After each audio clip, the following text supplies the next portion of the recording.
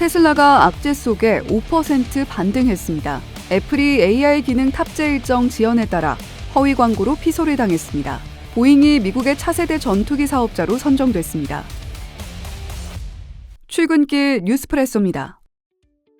장 초반 약세로 출발한 뉴욕 증시, 장중 낙폭을 줄이고 막판에 결국 상승으로 돌려내며 마감됐습니다. 3대 지수 일제히 강보합 마감한 가운데 나스닥 지수가 0.5%로 탄력도가 가장 높았습니다. 장중 몇 가지 변동 요인들이 있었는데요.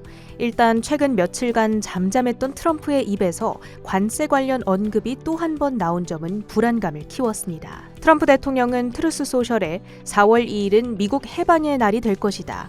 미국은 오랜 기간 친구와 적 모두에게 부당한 피해를 받아왔으며 이제는 돈과 존중을 되찾을 때가 됐다는 내용의 게시글을 올렸습니다.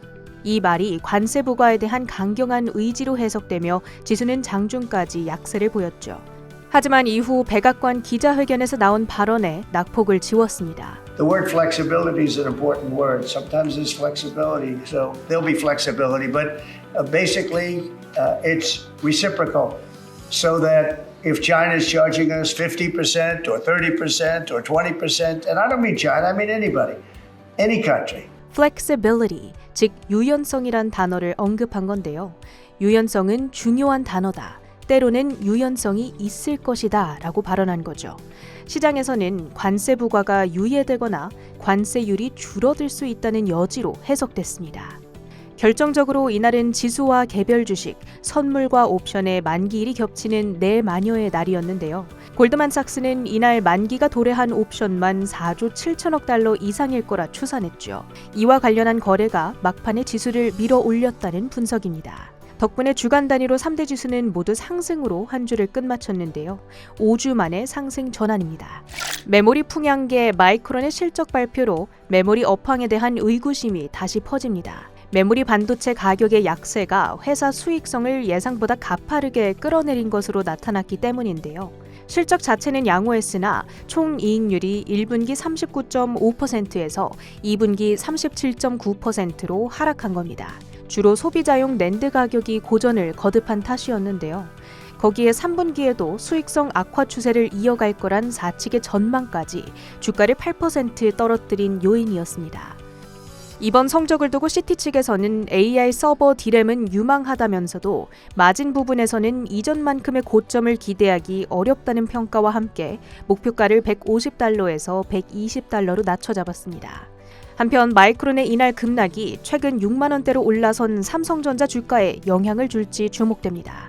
M7 빅테크주들은 엔비디아만을 제외하고 전부 올랐습니다. 엔비디아는 3.3% 하락이라는 아쉬운 주가 성적으로 GTC 주간을 마무리했는데요. 신제품 라인업도 공개하고 양자컴 연구소 설립도 약속했지만 투자자들을 감동시킬 만한 강력한 한방이 부재했다는 평가입니다. 한편 AI 서버 기업 슈마컴은 7.8% 급등했는데요. JP모건이 투자 의견을 중립에서 비중 확대로 상향 조정하면서 블랙웰 제품 출하 증가에 따른 수혜 가능성을 언급했습니다. 이날은 미국의 대표적인 경기 민감 종목들의 실적 발표가 전해지기도 했는데요. 둘 다 경기 우려감을 키우는 요인들이었습니다. 먼저 페덱스, 미국의 가장 대표적인 택배 운송 기업으로 페덱스의 실적을 통해 미국 경기가 어느 정도의 활기를 띠고 있는지 짐작할 수 있는데요. 경기 전망이 불확실하다는 이유로 가이던스를 내려잡았습니다. 주가는 6%대 급락 마감했습니다. 나이키 또한 관세 여파와 약화하는 소비자 심리를 이유로 현분기 실적 부진을 예상하자 5%대 급락했습니다. 테슬라는 모건 스탠리 아담 조나스 애널리스트의 목표가 하향 소식에도 불구하고 직원들에게 테슬라 주식을 계속 보유하라고 촉구한 머스크의 발언에 5.3% 반등했습니다. 시총순위도 10위에서 9위로 한 계단 올라섭니다. 보잉은 미국 정부의 차세대 최첨단 전투기 사업자에 선정되자 3%대 반등했습니다. 반면 기존 사업자였던 로키드 마틴은 5%대 급락했습니다. 메타와 오픈 AI가 인도 내 AI 사업 확대를 위해 인도 최대 기업 가운데 하나인 릴라이언스와 각각 협력 방안을 논의합니다. 이어서 주요 헤드라인도 살펴보시죠. 최근 AI가 촉발한 랠리의 조정이 나오면서 25년 전의 닷컴 버블과 현재의 조정을 비교하고 있습니다. 인터넷 혁신에 대한 기대감이 이끈 닷컴 버블은 2000년 3월부터 2002년 사이 증시 폭락을 유발했고 당시 나스닥 100은 2000년 고점 대비 약 78% 하락했죠. 하지만 닷컴 버블과 현재 미 증시의 일부 조정, AI 관련주를 중심으로 나타나는 변동성은 본질적으로 다르다는 분석이 나옵니다. 물론 기대감이 과열되어 있고 밸류에이션이 높다는 점은 유사하지만 닷컴 버블을 촉발한 대부분 기업은 실적이 사실상 없다시피 했고 현재 AI 기업들과 기술주들은 실적이 확인되고 있다는 점이 다르죠. 이에 AI나 반도체 종목들의 장기 성장 가능성은 유효하다는 시각이 우세하고요.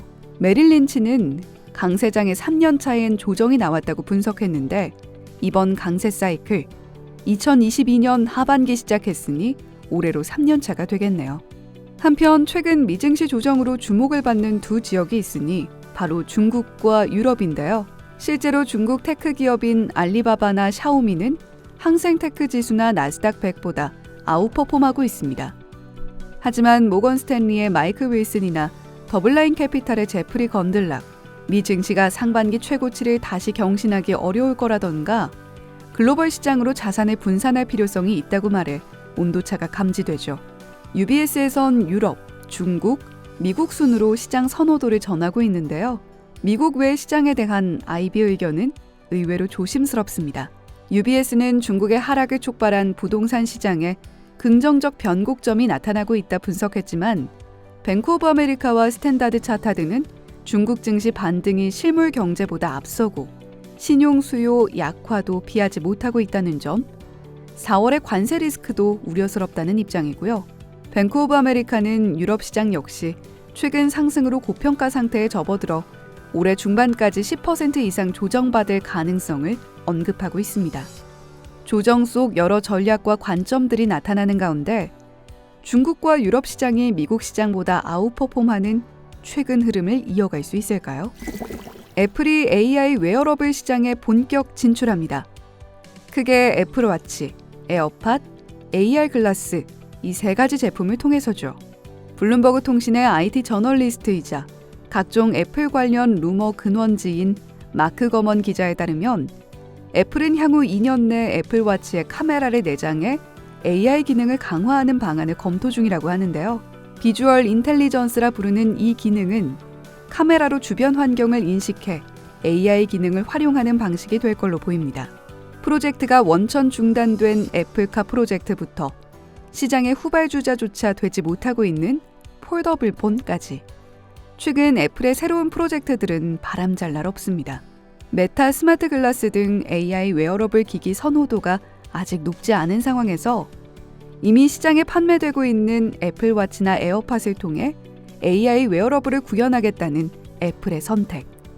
지난주엔 애플이 최근 AI 중심으로 경영진을 개편하고 내부 AI 프로젝트를 향상했다는 소식도 전해졌으니까요.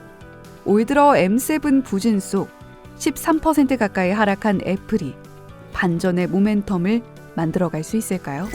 국제유가가 2주 연속 강세를 나타내며 지난주 WTI 원유 선물이 2% 넘게 올랐습니다. 다음 주 관세 디데이를 앞두고 달러 인덱스가 104선을 돌파했습니다. 마이클 세일러가 비트코인 추가 매수를 암시하며 비트코인이 85,000달러 선에 거래되고 있습니다. 지금까지 출근길 뉴스프레소였습니다.